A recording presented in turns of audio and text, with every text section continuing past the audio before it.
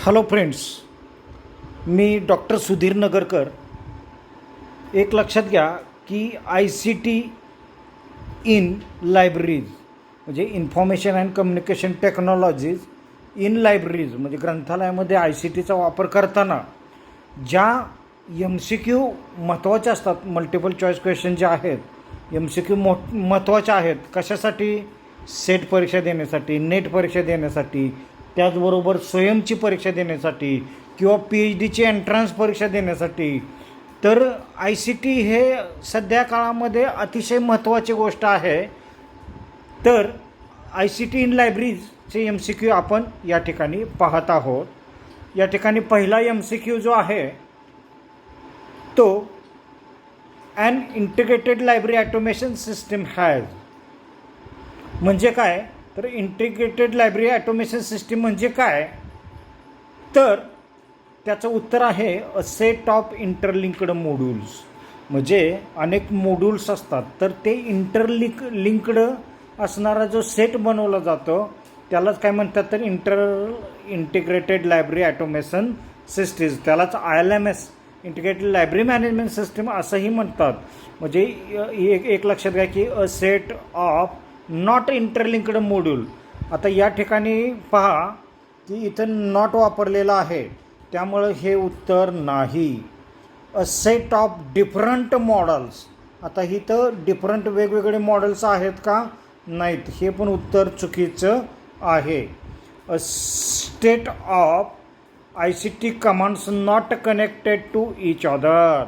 आता इथं सेटच्या ऐवजी स्टेट केलं आहे मी, म्हणजे actually ICT commands not connected to each other. इथंसुद्धा हे निगेटिव्ह दिलेलं आहे पहा. त्यामुळं याचं उत्तर जे आहे a set of interlinked modules, हे याचं उत्तर जे आहे. त्यामुळं ॲक्सेप्टेड उत्तर या ठिकाणी a set of linked modules असं दिलेलं आहे पहा. प्रश्न क्रमांक 2 या ठिकाणी असा प्रश्न विचारलेला आहे पहा की द LMS स्टँड्स फॉर. म्हणजे LMSचं लॉंग फॉर्म काय आहे किंवा LMS म्हणजे काय म्हटलं जातं? तर लायब्ररी मॅनेजमेंट सॉफ्टवेअर. आता इथं लायब्ररी मॅनेजमेंट सिस्टम आहे का? ते पण नाही दिलेलं आहे पहा. तर लायब्ररी मॅनेजमेंट सॉफ्टवेअर हे करेक्ट उत्तर आहे पहा. तर इथं ऑप्शन कोणते दिलेले आहेत? लायब्ररी मुव्हमेंट सेट हे असणार आहे का? मुव्हमेंट असणार आहे का? इथं नाही आहे, चुकीचं आहे. लायब्ररी मेसेजिंग सॉफ्टवेअर LMS म्हणजे लायब्ररी मेसेजिंग पण चुकीचं आहे, कारण मेसेजचा काही इथं संबंध आलेला नाही पहा. लर्निंग मटेरियल सेट हे पण चुकीचं आहे, कारण मटेरियलचा काय संबंध आहे का? इथं अजिबात नाही. तर लायब्ररी मॅनेजमेंट सॉफ्टवेअर ILMS म्हणजे काय? Integrated library management system. तर LMS म्हणजे काय? तर library management software. Question number 3. The modern day LMS are based on. म्हणजे सध्याच्या काळामध्ये, सध्याच्या आधुनिक दिवसांमध्ये LMS म्हणजे काय? लायब्ररी मॅनेजमेंट सॉफ्टवेअर जे आहे, तर ते कशाच्या बेसवर आहेत असा प्रश्न या ठिकाणी दिलेला आहे पहा.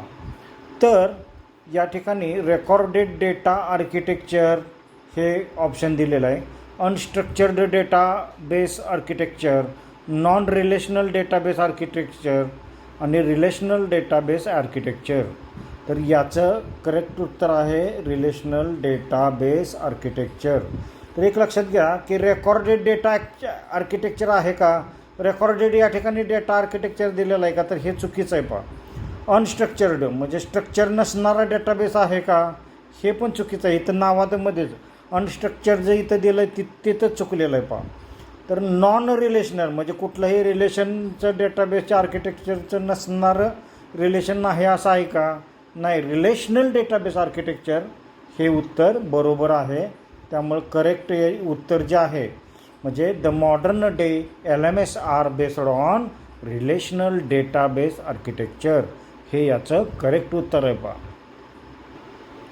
क्वेश्चन नंबर 4 या ठिकाणी प्रश्न असा विचारलेला आहे पहा की in which year HP Luhn used computer to produce which index. म्हणजे HP ल्यून यांनी कोणत्या वर्षी कम्प्युटरचा वापर करून इंडेक्स प्रोड्यूस केला आणि कोणता इंडेक्स प्रोड्यूस केलेला आहे असा या ठिकाणी प्रश्न विचारलेला आहे. तर एक लक्षात घ्या की in which year HP Luhn used to computer to produce which index. या ठिकाणी असा प्रश्न आहे आणि नेहमी आपण प्रश्न 2 वेळा वाचायचा आणि आपण प्रश्न पहिल्यांदा अंडरस्टँड करून घ्यायचा की नेमकं काय विचारलेलं आहे पहा. तर या ठिकाणी खाली सन दिलेले आहेत की 1961, 62, 62 आणि 65 आणि quick index, मेडलार्स index, cock index आणि मेडलार्स इंडेक्स असं दिलेलं आहे पहा. तर 1961 साली क्विक इंडेक्स म्हणजे keyword in context index system म्हणजे क्विक इंडेक्सचं कोणीही केलेलं आहे तर HP ल्यून यांनी 1961ला क्विक इंडेक्स मध्ये कम्प्युटरचा वापर करून हा इंडेक्स प्रोड्यूस केलेला आहे. तर याचं करेक्ट उत्तर आहे 1961 क्विक इंडेक्स. आता मेडलार्स मेडिकल लिटरेचर ॲनालिसिस रिट्रॉल सिस्टीम आहे का? चुकीचं उत्तर आहे पहा. कोक KWOC कोक आहे का? ते पण नाही आहे. आणि 1965 मेडलार्स इंडेक्स तयार केला गेला हे पण उत्तर आहे का? हे पण नाही आहे. तर 1961 म्हणलं की HP Luhn used to computer to produce index. Which index? 1961 क्विक index is the correct answer. हे लक्षात आपण ठेवायचं आहे पहा. त्यामुळं याचं करेक्ट उत्तर 1961 क्विक इंडेक्स हेच आहे. इथं दिलेलं आहे पहा. Question number 5. ISBD started अपेअरिंग from. म्हणजे ISBDची सुरुवात कधी झालेली आहे असा प्रश्न या ठिकाणी विचारलेला आहे. तर पहिला आपल्या मनामध्ये प्रश्न काय तयार होतो की ISBD म्हणजे काय आहे. तर इंटरनॅशनल स्टँडर्ड बिब्लिओग्राफिक डिस्क्रिप्शन म्हणजे काय आहे? ISBD. आता ISBDची जी सुरुवात आहे म्हणजे ISBD is a set of rule produced by the IFLA म्हणजे international federation of library association and institutions. IFLA जे आहे IFLAने ISBD प्रोड्यूस केलेला आहे. आणि सुरुवातीला किती साली तो स्टार्ट झाला म्हणजे ISBD स्टार्टेड अपिअरिंग फ्रॉम 1971 म्हणजे 1971 साली तो सुरुवातीला अपिअरिंग झालेला आहे पहा. तर हे कधी त्याची सुरुवात झालेली आहे? 1971 साली त्याची सुरुवात झालेली आहे. 75, 80 आणि 79 हे उत्तर चुकीचं आहे. याचं करेक्ट उत्तर आहे 1971. तर या ठिकाणी आपण अशा प्रकारे आपण लक्षात ठेवावयाचं आहे. Question number 6. ISO 2709 was developed in. म्हणजे ISO जे आहे 2709 हे कोणत्या वर्षी डेव्हलप्ड झालेलं आहे? 1970ला झालं आहे का? 71ला झालं आहे का? 1972ला झालं आहे का? 1973ला झालं आहे असा प्रश्न या ठिकाणी विचारलेला आहे. आता ISO 2709. आता तुमच्या मनामध्ये प्रश्न असा पडला असेल की ISO म्हणजे नेमकं काय? तर ISO म्हणजे काय? International standard organisation. तर ISO 2709 is an ISO standard for bibliographic description titled Information and Documentation Format for Information Exchange. म्हणजे इन्फॉर्मेशन एक्सचेंज करण्यासाठी एक फॉर्मॅट बनवला गेला. तो स्टँडर्ड म्हणजे काय? तर ISO 2709. आता याची स्थापना कधी झालेली आहे? तर 1970ला नाही झाली, 1971ला झालेली नाही आहे, त्यानंतर 1972ला नाही आणि 1973ला ISO 2709 हा डेव्हलप झालेला आहे. Question number 7. In 1975 OCLC started development of. म्हणजे 1975मध्ये OCLCने कशा संदर्भात डेव्हलपमेंट सुरू केली असा प्रश्न आहे. तर तुमच्या मनामध्ये प्रश्न असा पडला असेल की OCLC म्हणजे काय. तर ओहिओ कॉलेज लायब्ररी जी होती तर ऑनलाईन कम्प्युटर लायब्ररी सेंटर त्याचं रूपांतर झालं आणि 1975मध्ये OCLCने वर्ल्डकॅट म्हणजे वर्ल्डकॅट जो आहे तर त्याची डेव्हलपमेंटची सुरुवात केलेली आहे. इंडकॅट जे आहे तो इंडियाचा आहे. MEDLARS is related to medical colleges. CAT India हे सुद्धा याचं उत्तर नाही. आता कॅट इंडिया हे इंडियाशी रिलेटेड आहे. वर्ल्डकॅट हे USA OCLCशी रिलेटेड आहे. त्यामुळं याचं उत्तर आहे वर्ल्डकॅट. आता तुम्ही म्हणाल की ISO 2709 was developed in 1973 but as the standard for data exchange format. म्हणजे डेटा एक्सचेंज फॉर्मॅटसाठी 1973 साली ISO 2709 हा डेव्हलप झाला. But OCLC started development of WorldCat in 1975. आता WorldCat now contains 8 billion cataloging records and considered as the largest bibliographic database in the world. म्हणजे library network started appearing all over the world, that is वर्ल्डकॅट. म्हणजे त्यामुळं याचं correct उत्तर जे आहे ते वर्ल्डकॅट आहे. पा आता या ठिकाणी प्रश्न असा दिलेला आहे. पहा question number 8. In 1995, which protocol was released to share bibliographic information? कोणता प्रोटोकॉल आहे जो बिब्लिओग्राफिक इन्फॉर्मेशन शेअर करण्यासाठी वापरला जातो. तर याचं करेक्ट उत्तर आहे Z39.5. तर एक लक्षात घ्या की Z39.5 याचं करेक्ट उत्तर आहे. गोफर नाही, HTML नाही किंवा TCP. आता HTML म्हणजे काय तर हायपर टेक्स्ट मार्कअप लँग्वेज नाही. TCP IP म्हणजे ट्रान्समिशन कंट्रोल प्रोटोकॉल किंवा इंटरनेट प्रोटोकॉल पण नाही. तर Z39.5 हा कशासाठी वापरलेला आहे तर या ठिकाणी दिलेला आहे. पहा की share bibliographical information Z39.5 protocol was released. कधी तर 1995 साली हा रिलीज केलेला आहे. आता कोणता प्रोटोकॉल Z39.5 ना 5 म्हणजे Z39.5 हा प्रोटोकॉल.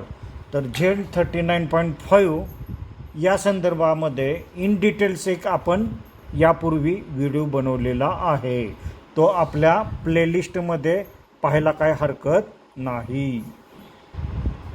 तुम्ही म्हणाल की Z39.5 म्हणजे काय आहे तर Z3950 is an international standard client server application layer communication protocol for searching and retrieval information for a database over a TCP IP computer network developed and maintained by the Library of Congress.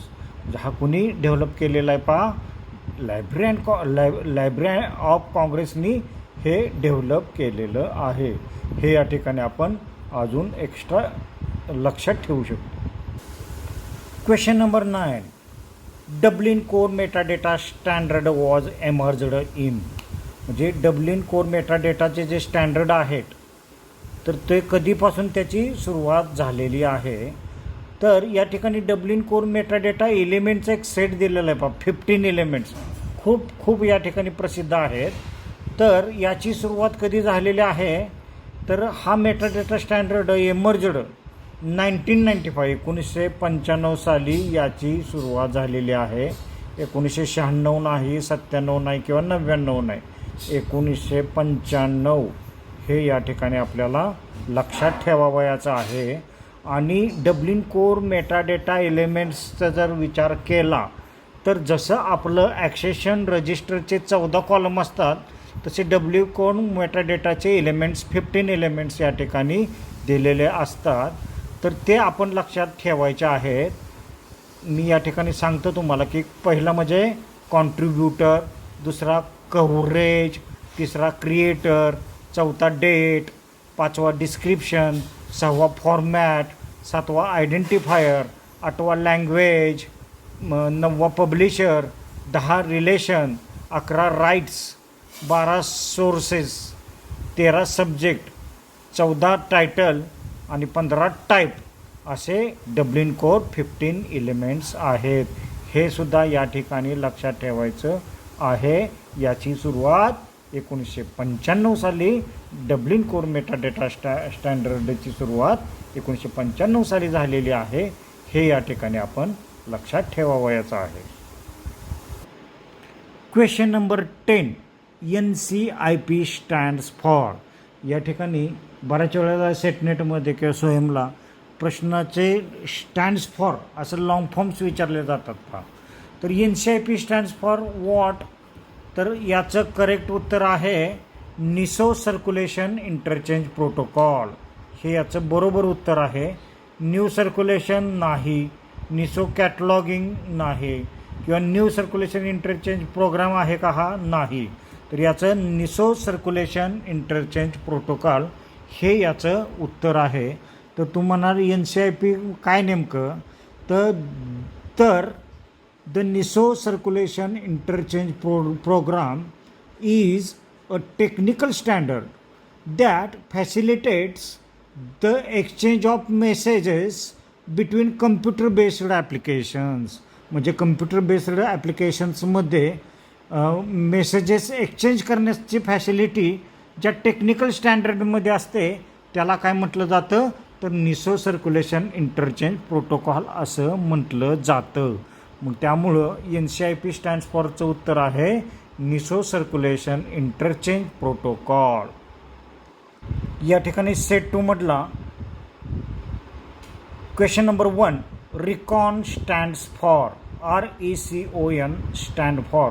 एक लक्षात घ्या की या ठिकाणी recon stands for काय आहे? तर retro conversion, म्हणजे रिकन्स्ट्रक्शन नाही आहे, रिकन्स्टिट्यूशन नाही आहे आणि रिकास्टिंग पण नाही. Retro conversion. रेट्रो कन्व्हर्जन म्हणजे रिकॉनचं स्टँड्स फॉर काय आहे? तर रेट्रो कन्व्हर्जन हे याचं करेक्ट उत्तर आहे. म्हणजे त्याचं ॲब्रिवेशनच त्याचं रेट्रो कन्व्हर्जन आहे. आता रेट्रो कन्व्हर्जन म्हणजे काय? तर it's often used to describe the process of converting older or legacy system data or technology into more modern formats. म्हणजे मॉडर्न फॉर्मॅट्समध्ये बदलण्यासाठी टेक्नॉलॉजी, डेटा किंवा सिस्टीम लिगसी तर यांचं कन्व्हर्जन करण्याची प्रोसेस जी असते त्याला काय म्हटलं जातं? तर रेट्रो कन्व्हर्जन असं म्हटलं जातं. म्हणजे ज्या वेळेला एका सॉफ्टवेअरमधून आपण दुसऱ्या सॉफ्टवेअरमध्ये, लायब्ररी मॅनेजमेंट सॉफ्टवेअरमध्ये आपण डेटा कन्व्हर्जन करत असतो त्यावेळेला रेट्रो कन्व्हर्जन हे आपण वापरत असतो. हे या ठिकाणी लक्षात ठेवलं पाहिजे. Question number 2, Z39.50 supports. आता Z39.50 हे कशाला सपोर्ट करतं? तर या ठिकाणी ऑप्शन काय दिलेले आहेत? Distributed cataloguing, sharing of bibliographic records, interoperability of records किंवा ऑल ऑफ द अबव. आता हे पहा की कोणत्याही प्रश्नामध्ये ऑल ऑफ द अबव हे जर दिलेलं असेल तर मॅक्सिमम प्रश्नांची उत्तरं हे ऑल ऑफ द अबव हेच असतात. मात्र आपण ते व्यवस्थित समजून घ्यायला हवं. कारण जर समजा त्यांनी थोडक्यात ऑल ऑफ द अबव देऊन जरी एखादं दुसऱ्या ऑप्शनमध्ये जर उत्तर असेल तर तिथं बऱ्याच वेळेला कन्फ्युजन होतं. पण 80%पेक्षा जास्त 80 ते 90% ऑल ऑफ द अबव हेच उत्तर असतं. मात्र ते पूर्ण समजून घेऊनच तुम्ही ऑल ऑफ द अबव हे उत्तर द्यायचं आहे पहा. तर या ठिकाणी Z39 सपोर्ट्स तर डिस्ट्रीब्युटेड कॅटलॉगिंगला सपोर्ट करतं, शेअर ऑफ बिब्लोग्राफिक रेकॉर्डला ते सपोर्ट करतं आणि इंटरऑपरेबिलिटीला पण ते सपोर्ट करतो. म्हणजे याचं उत्तर आहे ऑल ऑफ द अबव. हे याचं करेक्ट उत्तर आहे झेड 39.50. हा काय आहे तर प्रोटोकॉल आहे पहा. Question number 3, functional requirement of web OPAC are. म्हणजे वेब ओपॅकची फंक्शनल रिक्वायरमेंट काय आहे असा प्रश्न या ठिकाणी दिलेला आहे. तर या ठिकाणी पहिला ऑप्शन आहे server IP address domain name. दुसरा जो आहे डिजिटल अँड ऑफसेट प्रिंटर. आता या ठिकाणी प्रिंटरची काय आवश्यकता आहे का? नाही. ॲडॉब सॉफ्टवेअरची आवश्यकता आहे का? नाही. काही MS ऑफिसची गरज आहे का? पॅकेजची काय गरज नाही. तर या ठिकाणी सर्व्हर आवश्यक असतो. IP ॲड्रेस जो आहे तुमच्या कम्प्युटरचा जो IP ॲड्रेस असतो तो महत्त्वाचा आहे आणि डोमेन नेम जे आहे हे महत्त्वाचं आहे. म्हणजे functional requirement of web OPAC. Web OPAC म्हणजे तुम्हाला माहीत असेल की OPAC online public access catalogue हा वेबवर ठेवलेला असतो म्हणजे वेब ओपॅक. तर त्यासाठी सर्व्हरची गरज आहे, IP ॲड्रेसची गरज आहे आणि डोमेन नेम सिस्टीमची गरज आहे. म्हणून याचं उत्तर आहे ए ऑप्शन जे आहे ते. Question number 4, state true or false. तर या ठिकाणी एक वाक्य दिलेलं आहे पहा, ते खरं आहे का खोटं आहे ते ओळखायचं आहे. Digital library services are considered as a next generation library services. तर एक लक्षात घ्या की सध्याच्या काळामध्ये डिजिटल लायब्ररी सर्व्हिसेस हे भविष्यातील जे नवीन येणारं जनरेशन आहे त्या नेक्स्ट जनरेशन लायब्ररी सर्व्हिसेस म्हणून कन्सिडर केल्या जात आहेत. अगदी बरोबर आहे, कारण सध्याचं काळच डिजिटल युगाचा आहे, डिजिटल लायब्ररीच्या युगाचा आहे. त्यामुळं नेक्स्ट जनरेशनमध्ये पण डिजिटल लायब्ररीचं महत्त्व वाढतच जाणार आहे. त्यामुळं या प्रश्नाचं उत्तर जे आहे ते ट्रू आहे. त्यामुळं true option is correct. Question number 5, floss FLOSS stands for. तर या ठिकाणी foreign library open software system हे चुकीचं दिलेलं आहे. Free library open system software हे पण चुकीचं आहे आणि लायसन्सिंग ऑर्गनायझेशनल सॉफ्टवेअर सिस्टीम. एक लक्षात घ्या की फॉस म्हणजे काय? FOSS म्हणजे काय? Free open source software. Free open source software म्हणजे फॉस. आणि फ्लॉस म्हणजे काय? Free libre open source software. हे फ्लॉस याचं म्हणजे फ्लॉस हे याचं लॉंग फॉर्म आहे पहा. या ठिकाणी फ्लॉस म्हणजे काय तर researcher studying practices and methods used by developer in the free software community decided that these questions were independent of the developers' political views, so used the term FLOSS, meaning free, liber and open source software, to explicitly avoid a preference between two political camps. If you wish to neutral, this is a good way to do, since this makes the names of two camps equally prominent. आता फॉस म्हणजे काय? FOSS तर free and open source software म्हणजे फॉस. तर या ठिकाणी आपल्याला फक्त फॉस आणि फ्लॉस हेच या ठिकाणी लक्षात ठेवायचं आणि फ्लॉसचा लॉंग फॉर्म आहे तो free libre open source software. हे याचं करेक्ट उत्तर आहे पहा. प्रश्न क्रमांक 6, question number 6, what do you understand by OAI PMH. आता OAI PMHचं काय तुम्हाला माहिती आहे किंवा काय अंडरस्टँड होतं आहे? तर एक लक्षात घ्या की या ठिकाणी ओपन ॲक्सेस इन्स्टिट्यूशनल दिलेलं आहे, ओपन ॲक्सेस इनिशिएटिव्ह. तर ओपन ॲक्सेस इनिशिएटिव्ह हे उत्तर बरोबर आहे पहा. ऑर्गनायझेशनल ऑथॉरिटी पण उत्तर चुकीचं आहे. ओपन ॲक्सेस इन्स्टिट्यूशनल चुकीचं आहे.